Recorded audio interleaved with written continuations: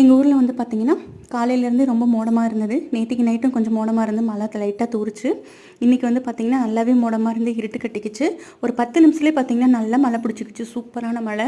கொஞ்சம் நேரம்னால நல்ல மழை ஒரு 1.5 hour பெஞ்சிருக்கும். மழையை பார்க்கவே ரொம்ப சந்தோஷமாக இருக்குது. ஏன்னா அடிக்கிற வெயில் அவ்வளோ ஹீட்டாக இருக்குது.